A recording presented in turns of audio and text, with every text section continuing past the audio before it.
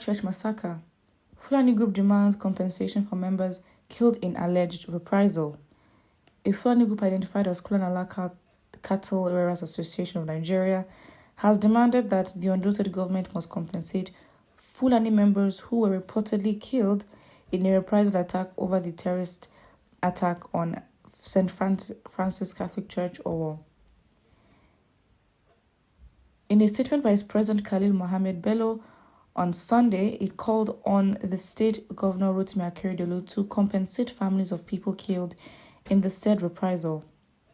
According to the statement quoted by Daily Trust, Bello said the reprisal could be associated with an allegation by Governor Ķ′Łł that the attack was carried out by Fulani herdsmen.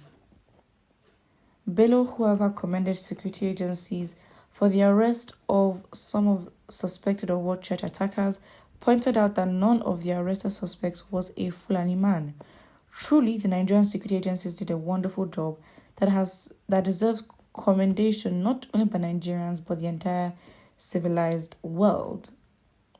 Well, really, it just makes you prove your point that no Fulani was involved. Not that you're commending them for anything, because really, they did a very... What kind of job will I say? They did a very bad job, for lack of a better word. The wrong accusation made many herders to be victims of reprisal attacks by touts. In view of this negative development, we want to make it abundantly clear that we are not all denying the fact that there may be bad eggs, being human beings, but that doesn't warrant labeling all as criminals. True? We also appeal to Rotimi Akeredolu to kindly pay compensation to the victims of the Ōwò church reprisals whose relatives were innocently killed or lost their property that are the source of their livelihoods, Bello said. But first of all, it is not right that it is just not right. You don't obviously, as said, because of some bad eggs, you label all as such. But reprisal attacks, I don't think were as rampant. I will go search for that. But of course, again, the same force that did the investigation on St. Francis, the massacre, they should also do the investigation and see when the reprisal attacks happened, who were affected. And as a result of that investigation, then the next moves can be made. And you know what? It is actually highly likely that moves will be made, because we have seen the government in so many times, and not to start bringing up the issue of favoritism or whatever, but in so many cases, we don't see the government when it comes to compensation and how its citizens are being treated. We don't really see that when it comes to those of the South. It's just a fact. You go search it up by yourselves. Of course, in serving their interests, I've not necessarily heard of this cattle group organization, but yes, they are serving their personal interests. But when a lot of, especially literally the Southwest, there was a time the herdsmen crisis was, farmer herder crisis, it was just rampant, it was intense. Markets are being destroyed, people were being killed, stories were coming out every day. We didn't hear anything that said that they did not, well, I mean, again, they're not as popular, but I don't think it came to the forefront that they made comments to condemn, which at the time, factually, with evidence, proven that Fulani herdsmen were causing this much chaos.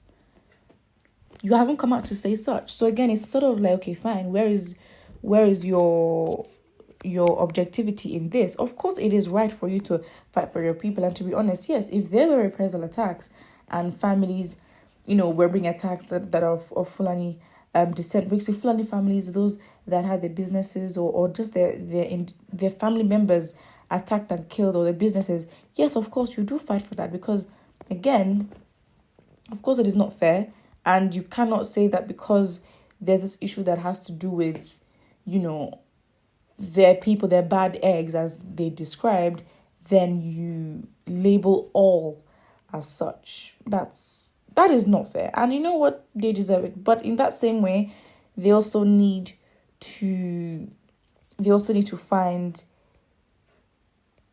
ways to also prove it as well. Investigations have to come to the forefront. Well, until Buhari entered office, Fulani herdsmen had never been trouble to us. Everything was going peacefully until Buhari entered the office. And that is true. Let us not pretend. I mean, if you know, wherever you lived in the country, it wasn't abnormal to have. I mean, it is abnormal. You should not be having cattle and, you know, these herdsmen. You shouldn't have them crossing the roads or going through residential areas. But really, that was a norm, and it wasn't a problem. Yes, it is not normal. Yes, they have a nomadic culture, and societies now, especially in the South, it just doesn't accommodate for that, because evolution in societies grow and change. It's okay.